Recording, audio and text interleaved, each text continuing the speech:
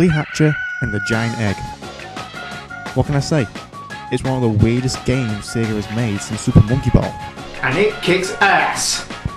Obviously your first thoughts looking at this is, this game looks too easy, or this is a baby's game. Well, it is and it isn't. True, the cute cartoony visuals of the game are targeted for a younger audience, but the difficulty will increase as you proceed. But what more do you expect from the creators of Sonic the Hedgehog? That's right. This game was created by a Sonic team.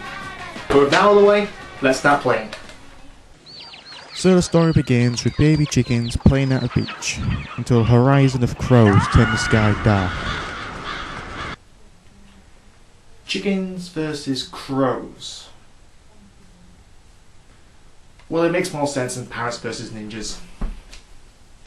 We then cut to the home of Billy Hatcher, who realises he is late to meet his friends Rolly Roll, Chick Poacher and Bantam Scrambled.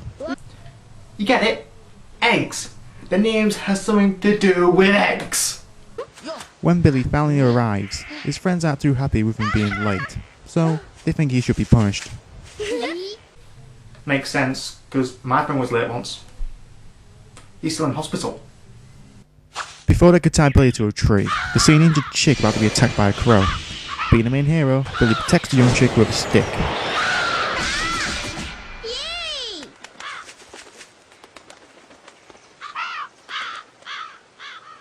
After the epic battle with the crow, the young chick starts glowing and becomes a godlike chicken.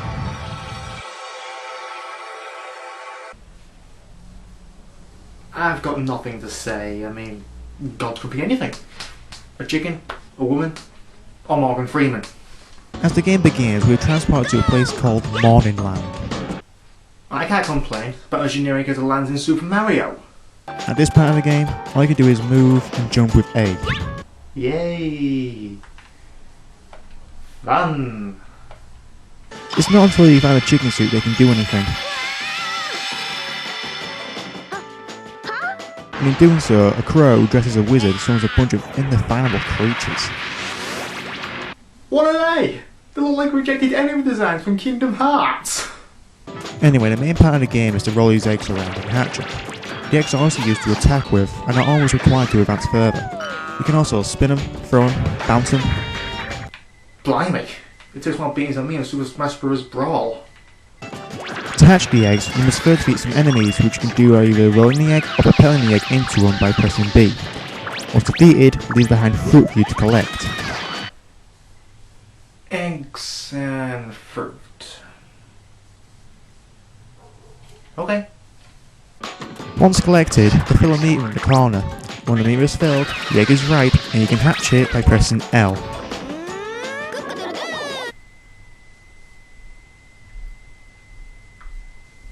Well, after that, different animals are born which can be used to attack large enemies by pressing Y or to advance further in a level. These animals are strange but undeniably cute, plus they kick ass. Depending on which egg you hatch them from, they vary from seals, penguins or flying rhinos? What were they smoking when they designed these?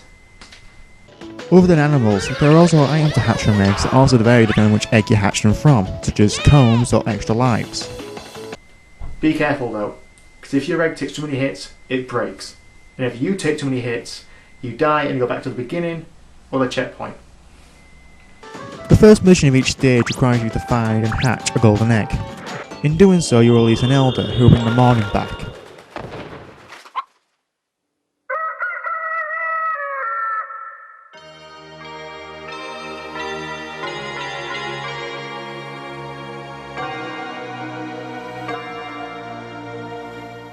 Upon completing the mission, you'll be rewarded with an emblem, or what the game calls an emblem of courage. The second mission requires you to find the Dark Gate and defeat the boss of the current stage you're in. The bosses themselves follow a set pattern like most other bosses. They're not hard to defeat, but it does take time.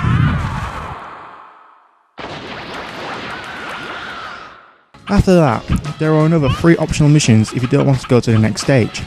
They vary from collecting tokens, reaching a certain area, or rescuing your friends, who you also get to play as, increasing the missions from 5 to 8 in each area. There's not really much difference between the characters, but I guess Sega needed to make use of them aside from the multiplayer, which is also quite fun. The stages themselves are also quite well designed. We have a forest, a pirate island, a dinosaur volcano, a snow-capped mountain, a desert, a balloon-filled circus, and then we have a gleaming palace where the giant egg is. But don't think you go around just completing missions and collecting emblems. Each egg you hatch gets added to an encyclopedia. Or should I say, Egglopedia? Or what do you expect? This is quite useful, because you can look up which egg contains what, so you're prepared when playing a mission. Also, there are hidden eggs that contain unlockable minigames such as Choo Choo Rocket and Nice, which can be downloaded to your GBA. Now, with all that aside, I only have one problem with this game. Why isn't there a sequel?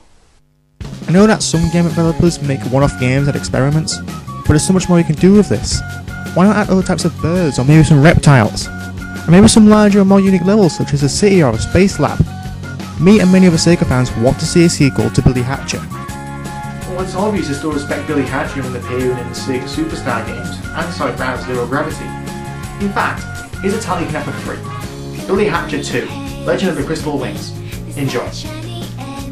But, what are my final thoughts on this game? Well, it's obvious it's an underrated gem in the GameCube library, but that's also the problem. It was only available on the GameCube. If the game was also released on PS2 and Xbox, chances are it would have been a lot more successful.